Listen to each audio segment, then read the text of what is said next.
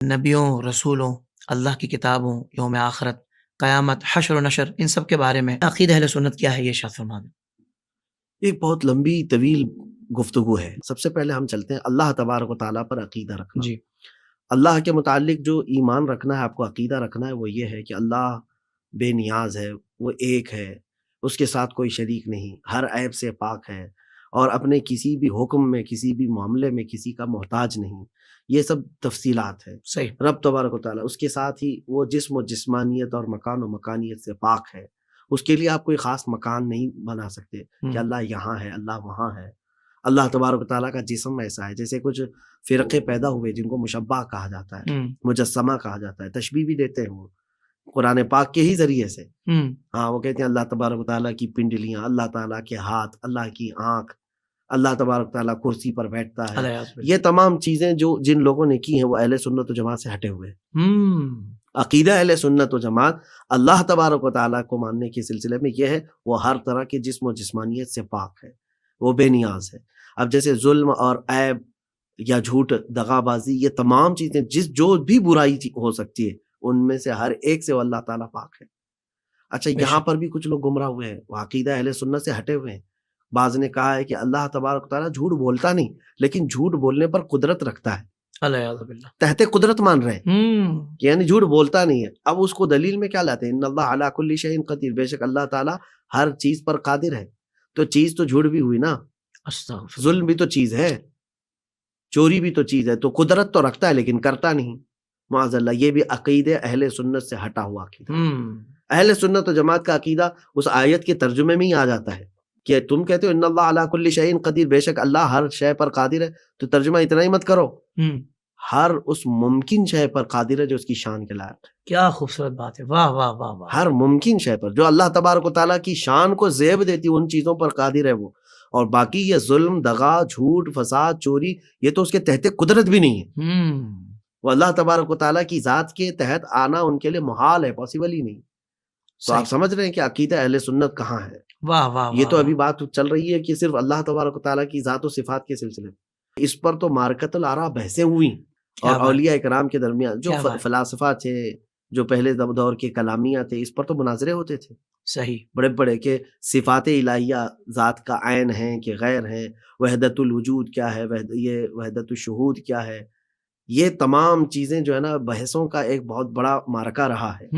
لیکن عقیدہ اہل سنت و جماعت ہمیشہ اس میں درمیانی راستہ لے کر کے چلا ہوا محفوظ عقیدہ ہے، جو صحابہ اکرام کا تھا اور رسول پاک صلی اللہ علیہ وسلم کا۔ سبحان اللہ۔ اچھا، میں اس کو تھوڑا سا اور بڑھا کر کے یوں کہتا ہوں، جو عقائد اہل سنت ہیں، کیا یہ قرآنی عقائد ہیں؟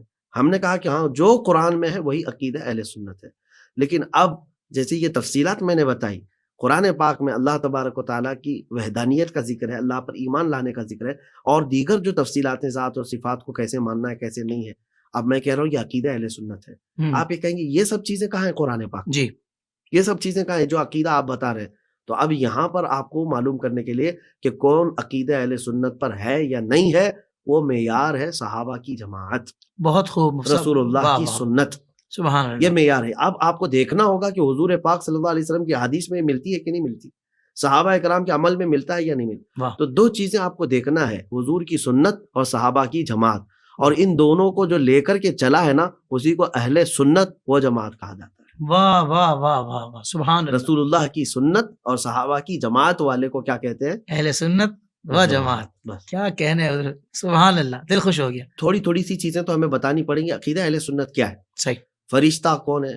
وہ بعض لوگوں نے، نیچریوں نے، چکڑالویوں نے یہ کہا ہے کہ فرشتہ کوئی چیز نہیں ہے، وہ صرف نیکی کی قوت کا نام ہے جو قرآن پاک میں آیا ہے، اور شیطان بھی کوئی چیز نہیں ہے، شیطان ایک برائی کی قوت کا نام ہے۔ عقیدہ اہل سنت و جماعت، فرشتوں کا وجود ہے، وہ ایک نوری مخلوق ہے، بالکل صحیح، واہ واہ۔ اور بس یہ ہے کہ وہ ان میں مرد یا عورتیں نہیں، ان میں شادی بیاہ نہیں، ان میں شہوت کا حصہ رب تعالیٰ نے نہیں رکھا جس سے وہ گناہوں کا سوچ بھی سکے۔ صحیح۔ تو یہ فرشتوں کے متعلق ہے۔ کتابوں کے متعلق بھی عقیدہ اہل سنت یہ ہے کہ یہاں بہت سارے ابھی نئے آئیں گے اور گمراہ کریں گے کہ اللہ تبارک تعالیٰ کی تو اور بھی بہت ساری کتابیں ہیں، تورات ہے، انجیل ہے، زبور ہے، اور اس سے پہلے جو ہے آدم علیہ السلام کے صحیفے، ادریس علیہ السلام کے صحیفے، ابراہیم علیہ السلام کے صحیفے، یہ سب بھی تو کتابیں ہیں۔ کل آسمانی کتابیں جو نازل ہوئی وہ 104 کی تعداد میں، اور 4 تو مشہور ہیں جو میں نے ابھی ذکر کیا، آخری کتاب ہے قرآن مقدسہ. لیکن اب عقیدہ اہل سنت کیا ہے؟ جو صحابہ کا عقیدہ، تابعین کا عقیدہ، وہ کیا رہا ہے؟ ان سب کتابوں پر ایمان تو ہے ہمارا کہ اللہ کی کتابیں ہیں، آئی تھی، اتری تھی، لیکن اب جو ہے وہ کتابیں غیر محفوظ ہیں. صحیح، غیر محفوظ ہیں. اب ہم کو من و عن لفظ بلفظ کسی چیز کو تسلیم کرنا ہے تو صرف قرآن مقدسہ ہے. بالکل ٹھیک ہے، وہ آخری کتاب ہے. اور رسولوں اور نبیوں کے بارے میں عقیدہ اہل سنت یہ ہے کہ وہ معصوم ہے. اللہ تبارک و تعالیٰ ان کو ہر چیز سے محفوظ رکھا ہے، برائیوں سے. اور اللہ کے وہ چنندہ بندے ہیں. نبوت جو ہے کسب سے نہیں ہے، وہ اللہ کی عطا سے دی گئی ہے. بے شک. اور ان کے متعلق یہ بھی عقیدہ ہمارا ضروری ہے کہ سب سے پہلے نبی آدم علیہ السلام اور سب سے آخری نبی محمد رسول اللہ صلی اللہ علیہ وسلم. سبحان اللہ. کہ یہ ہم کو عقیدہ رکھنا ہے. اور یہ دونوں قرآنی عقیدے ہیں. بعض یہ کہتے ہیں کہ سب سے پہلے نبی آدم علیہ السلام، یہ کہاں ہے قرآن پاک میں؟ ہے ان اللہ اصطفى آدم و نوح و آل ابراہیم و آل عمران علی العالمین. تو یہ سورہ آل عمران کی آیت جہاں شروعات سب سے پہلے اللہ تعالیٰ نے آدم علیہ السلام سے فرمایا، اور آدم علیہ السلام کو چنا گیا ہے. تو پہلے نبی بھی ہیں، پہلے انسان بھی ہیں، اور آخری نبی محمد صلی اللہ علیہ وسلم. اتنے یہ تو بنیادی عقیدے ہیں. ما کان محمد ابا احد من رجالکم ولکن رسول اللہ وخاتم النبیین. دیکھیں یہاں پر جو حضور کے ختم نبوت کا انکار کریں گے وہ پھر وہ ہٹ گئے. وہ صرف عقیدہ اہل سنت سے نہیں ہٹے. اچھا یہاں پر مجھے یہ تشریح کر دینی چاہیے تھی کہ اہل سنت و جماعت کا عقیدہ آپ قرآنی عقیدہ کہہ رہے ہیں، بلکہ میں یہ کہنا چاہوں گا پورے اسلام کے عقیدے کو ہی اہل سنت کا عقیدہ کہا جاتا ہے. بالکل صحیح. واہ واہ واہ. اسلام ہی وہ ہے جو اہل سنت و جماعت. بالکل ٹھیک ہے. اہل سنت و جماعت کے جو عقائد ہیں وہ پورا اسلام ہے. بے شک. تو اب ختم نبوت کا انکار کرنے والے کو یہ نہیں کہا جائے گا کہ اہل سنت و جماعت سے ہٹا ہوا ہے، بلکہ کیا کہا جائے گا؟ اسلام سے ہٹا ہوا. اسلام سے ہی ختم ہو گیا. صحیح. تو عقائد اہل سنت و اسلام کے عقائد. تو رسولوں کے متعلق یہ عقائد ہو گئے. پھر قیامت کے دن کے متعلق ہے، اس کے بھی مخصوص عقیدے ہیں کہ قیامت کو آپ کو ماننا ہوگا. ایک دن آئے گا جو روز جزا کا ہوگا، اور اس کے آنے کے جو طریقے کیفیات بتائی گئی وہ احادیث کریمہ میں موجود ہیں. قیامت کس طرح سے آئے گی. اب اس کے بعد تقدیر پر یہ بھی عقیدہ رکھنا ہے آپ کو کہ دنیا میں جو کچھ بھی اچھا یا برا ہے یہ من جانب اللہ ہے. اور مرنے کے بعد دوبارہ زندہ ہونے پر بھی یقین رکھنا ہوگا آپ کو اٹھایا جائے گا. تو یہ بھی عقیدہ ہے. یہ عقیدہ اسلام کا عقیدہ ہے. لیکن یہاں پر یہ سمجھ کر کے چلیں کہ مرنے کے بعد دوبارہ زندہ ہونے کا مطلب یہ نہیں ہے جو کچھ کفار و مشرکین یہ رکھتے ہیں کہ دوسرا جنم ہو جائے گا ہمارا. کچھ 7 جنم کا بھی کانسیپٹ لے کر کے چلتے ہیں، پورن جنم اس کو کہا جاتا ہے ہمارے یہاں پر. اسلام کا وہ عقیدہ نہیں ہے. اسلام میں یہ ہے کہ مرنے کے بعد دوبارہ زندہ تو ہونا ہے، لیکن وہ قیامت کے دن ہے. صحیح صحیح. پھر دنیا میں تم جو ہے نا اب یہاں مرے اور پھر دوسرے دن کسی اور صورت میں پیدا ہو گئے، یہ والا عقیدہ نہیں ہے. تو یہ ہو گئے بنیادی عقیدے. اور بھی بہت سارے عقائد ہیں جن پر اسلام کی پوری عمارت کھڑی ہے. صحیح.